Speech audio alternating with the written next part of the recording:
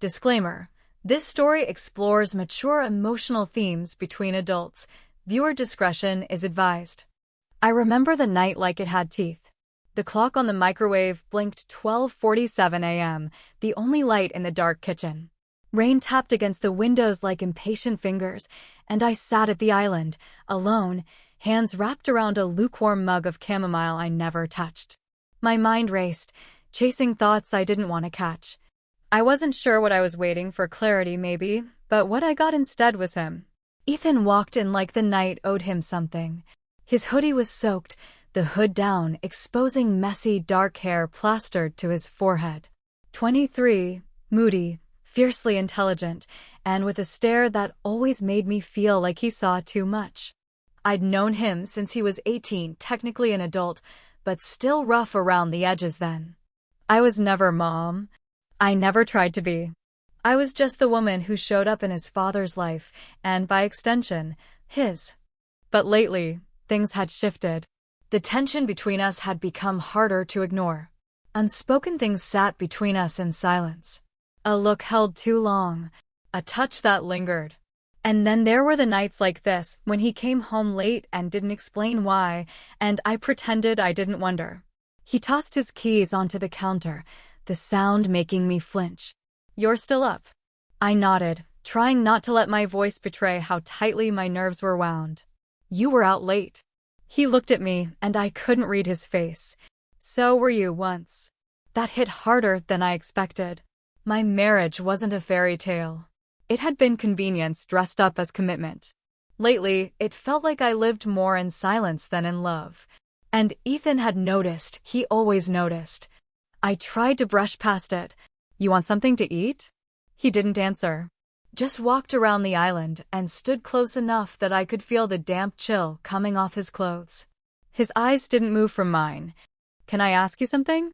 "Of course," I said, though I wasn't sure I meant it. His voice was lower now, more careful. "If I told you something real, something I probably shouldn't say, would you hear me out?" My heart stuttered. I should have said no. I should have reminded him that lines existed for a reason. But I didn't. Instead, I whispered yes. He exhaled like he'd been holding it all night. "I don't think I've been coming home late just to stay away. I think I've been hoping you'd still be up. That maybe you'd notice." The air shifted. I opened my mouth to say something, anything, but nothing came. Because the truth was, I had noticed. I noticed every time he looked at me like that. I noticed how he lingered in the doorway a little too long, how he only seemed to talk when we were alone. And worst of all, I noticed how I felt when he was near me, more awake than I had in years. I stepped back, just slightly, trying to create space that didn't feel like punishment. "Ethan," he cut in gently. "I'm not asking for anything. I just needed you to know. I needed someone to see me." And in that moment, I realized he wasn't just talking about tonight. He was talking about all the quiet years, all the swallowed emotions, all the loneliness we both thought we were supposed to accept. Outside, the rain fell harder. Inside, my world shifted. I didn't sleep that night. I lay in bed with the covers pulled high, staring at the ceiling like it had answers. But all I had were questions. Ethan's words looped in my head on repeat. I just needed someone to see me. I saw him now, maybe more clearly than I should. 5 years ago, I walked into their lives thinking I could hold something together that was already falling apart. His father, charming at first, was never really present. Business trips, late-night calls, emotional distance disguised as professionalism. Ethan was already a legal adult, and I assumed he'd want nothing to do with me. But I was wrong. At first, our relationship was polite, distant, but respectful. Then slowly, it shifted. We'd talk in the kitchen while he made coffee, and I packed lunches that no one ever really ate. I learned about his photography, his quiet love for jazz, his restlessness. He never said it, but I could tell he was angry at the way things had turned out, at being left behind, at watching a revolving door of cold, disconnected adults pass through his world. But somehow I stayed, and somehow we started to understand each other in the silences. Now everything felt too loud. The next morning, I found him in the garage, tinkering with an old camera like nothing had happened. I watched him for a moment before he noticed me, brow furrowed, sleeves pushed up, completely focused. When he finally looked up, something flickered behind his eyes. Regret? Hope? I couldn't tell. You didn't have to say that last night, I said carefully. He nodded. I know. Why did you? He set the camera down. Because pretending I didn't feel it was making me resent you. And I didn't want that. There it was. That emotional precision that always caught me off guard. He never said too much, but what he did say always landed like a weight. I don't know what to do with this, I admitted. I'm not asking you to do anything, he replied. I'm just asking you not to run from it. The problem was, I already had been. For months. I'd told myself it was harmless, that the late-night conversations, the looks, the way he noticed when I changed my hair or wore a new sweater, meant nothing. But deep down, I'd known. And now that the truth was out, I couldn't pretend I didn't feel the pull too. But feeling something doesn't make it right. And no matter how lonely I was, how disconnected my marriage had become, I knew that giving in to what simmered between us would unravel everything. He stepped closer. Not threatening, just present. You're the only one who's ever really seen me. Not as a screw-up, not as a kid. Just me. And there it was again, that brutal honesty that made it impossible to hide. I had seen him. And part of me wanted to be seen back. But wanting and acting were two very different things. I swallowed hard, my voice barely steady. Ethan, some lines don't just blur. They break. His response was soft. Then tell me where yours is. I didn't answer. Because I wasn't sure anymore.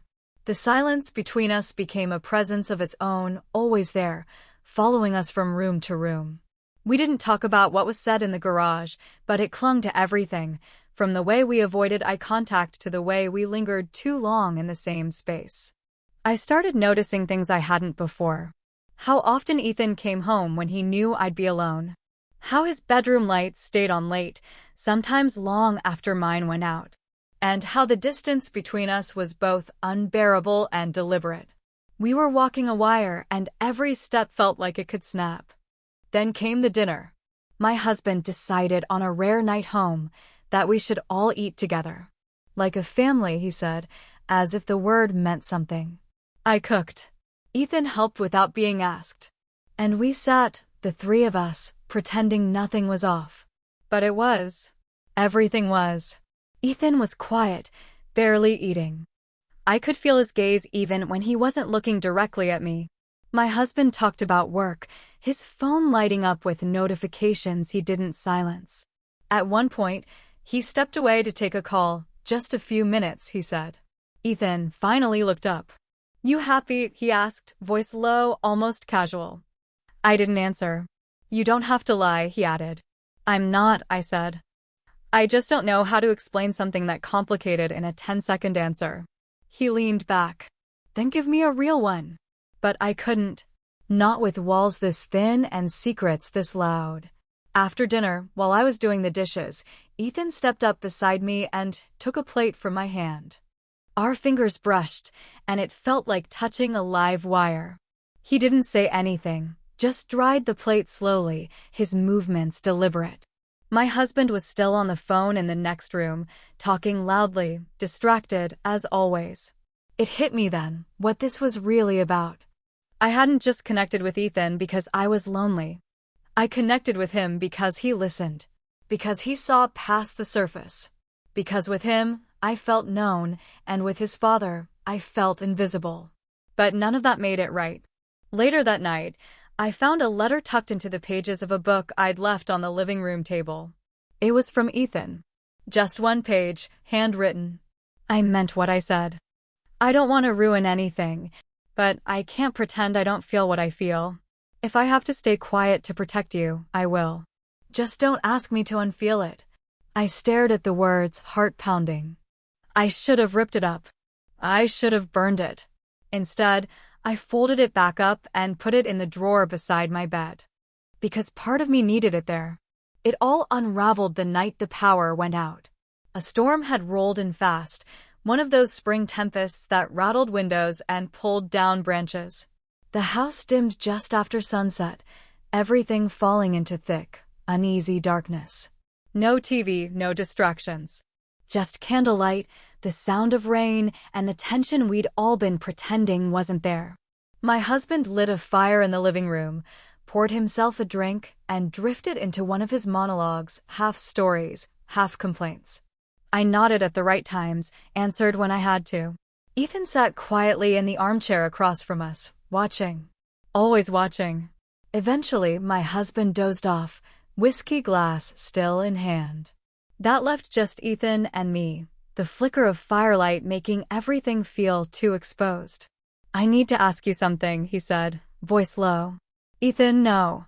I need you to be honest with me." He stood slowly, crossing the room until he was just a few feet away. "I can live with you not choosing me. I can live with this feeling never being returned. But I can't keep guessing. Just tell me the truth. Do you feel it too?" The fire cracked, the storm roared outside, and my heart felt like it might explode. It would have been easier to lie. Safer. But the truth was, I couldn't keep pretending. I had tried. God, I had tried. "Yes," I whispered. "I feel it." His shoulders dropped, like he'd been carrying a weight for years, and finally put it down. But then I added, "And that's exactly why this has to stop." He stepped closer, and I didn't move. I couldn't. "Why does it have to stop?" he asked. "Because of him? Because of what people would say?" "You're not with him. Not really. You're just surviving next to him." "It's not just about him," I said. "It's about you. You think this is love, but what if it's just a reaction? What if you're confusing being seen with something else?" He shook his head. "You don't get to decide what I feel. I've lived in silence long enough." He was right. And that scared me more than anything. Then we heard movement behind us. My husband, half awake, groggy from sleep and whiskey, leaned forward on the couch. "What's going on?" he mumbled. I turned sharply, heart hammering. "Nothing," I said too quickly. "We were just talking." Ethan's jaw tensed. He didn't say a word. He just looked at me, one final, sharp look that asked a question I couldn't answer in front of anyone. "Not yet." My husband rubbed his eyes and lay back again, muttering something incoherent. The silence between Ethan and me was deafening now. He walked away slowly, disappearing down the hallway. And I stood there, rooted to the floor, heart torn in two, knowing the line we hadn't crossed had never felt thinner. The morning after the storm, the power was back, but nothing felt restored. Ethan didn't come out of his room. I didn't knock.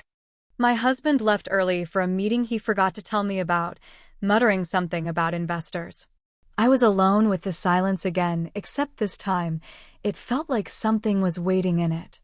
I busied myself cleaning, organizing, doing anything to keep my hands moving. I thought I was distracting myself. But really, I was trying to avoid the truth sitting in the drawer next to my bed. The letter. The one I hadn't returned. The one I hadn't destroyed. But then came the knock. It was just after noon when I opened the door to find a woman standing on the porch. She looked to be in her 40s, sharply dressed, eyes hard. She didn't introduce herself at first, just stared at me with a strange familiarity. "You're her," she finally said. "Excuse me, you're the one living here now." "With them." I stepped outside, pulling the door closed behind me. "I'm sorry, do I know you?" "I'm Ethan's mother." I froze. I hadn't seen a single photo. His father had never mentioned her. Not even once. She looked me up and down, unimpressed. "I've been trying to reach him. He doesn't answer my calls. So I came here." My voice caught in my throat. "He's not available right now." She smirked. "He's angry at me." "That's fine. He has every right to be. But you should know whatever you think is happening here, it's not as simple as it looks." "What do you mean?" I asked, trying to stay composed. She leaned in, eyes sharp. "You're not the first woman he's done this with." "What?" Her tone was calm, but cutting. He attaches to women who show him attention. It's a pattern. He confuses being seen with being loved. He seeks out the ones who are already emotionally unavailable. Married. Distant. Safe. In a twisted way. I swallowed hard. I'm saying he knows how to create need. And maybe he doesn't even realize it. But you should. You're the adult here. I wanted to deny it. Wanted to defend him. But her words lodged deep. After she left, I stood in the hallway outside Ethan's door for what felt like an hour. I couldn't knock. I couldn't walk away either. I finally whispered, "We need to talk." But no response came.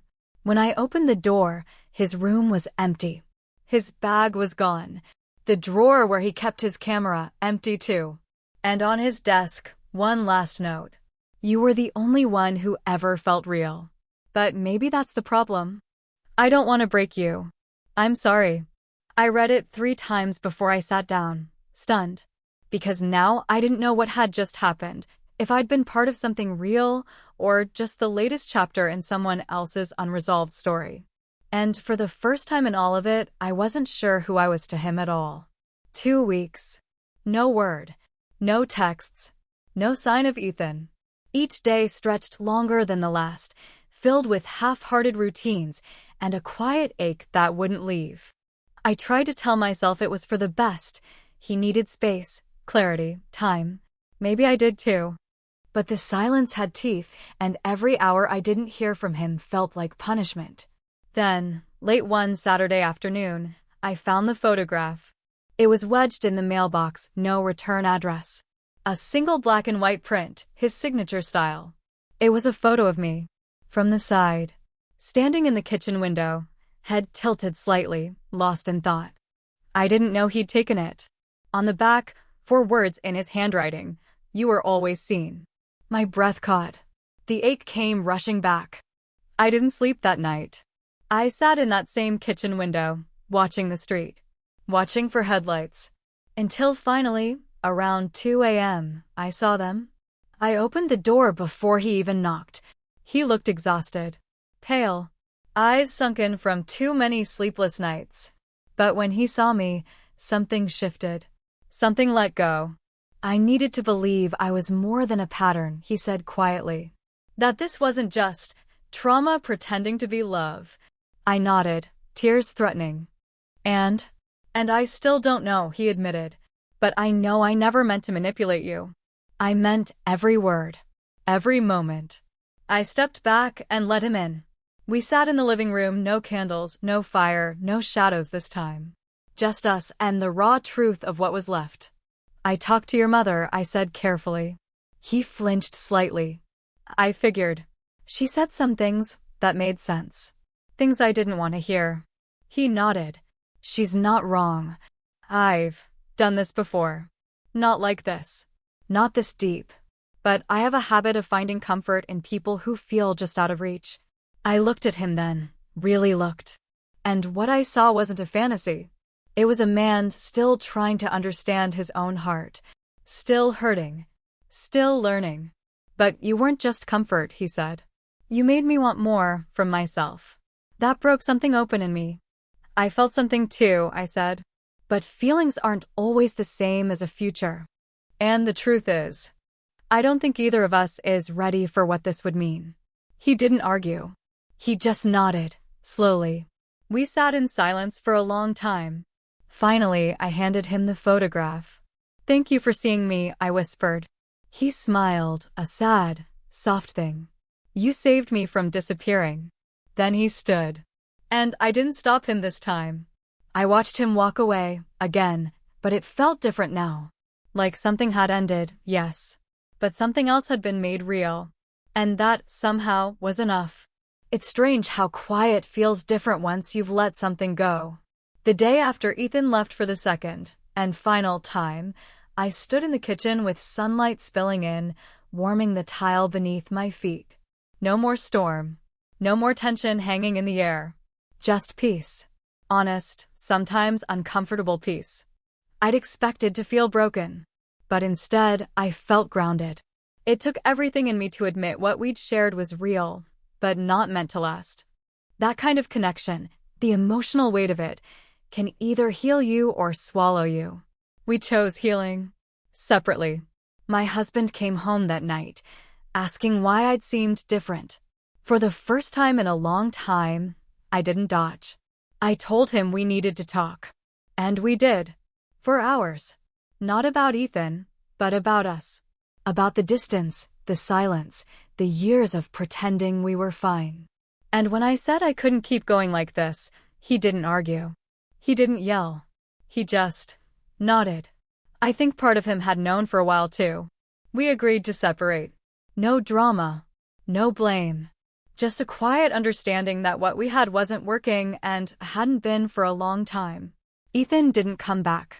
But he did write once more. A real letter this time. He told me he was moving to Seattle, starting fresh, applying to art school. He said he wanted to understand himself before ever stepping into someone else's life again.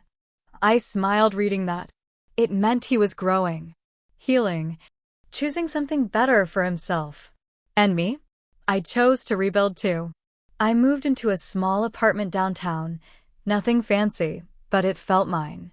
I started journaling again, started feeling again. And in the quiet moments, I sometimes looked at that old photo, the one he took of me without me knowing, and felt grateful. Not for the chaos, but for what it taught me.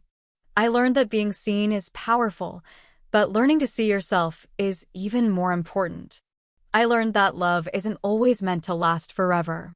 Sometimes it shows up to teach us something we couldn't learn any other way. And I learned that lines exist not just to protect others, but to protect parts of yourself that still need room to grow. This isn't a story about forbidden love. It's a story about emotional honesty, about stepping into discomfort instead of running from it, about choosing truth even when it's hard. Because the most powerful kind of love is the one that makes you better, even if it can't stay. Did you enjoy the story? What kind of stories would you like to hear next? Leave your thoughts in the comments. I read every one of them.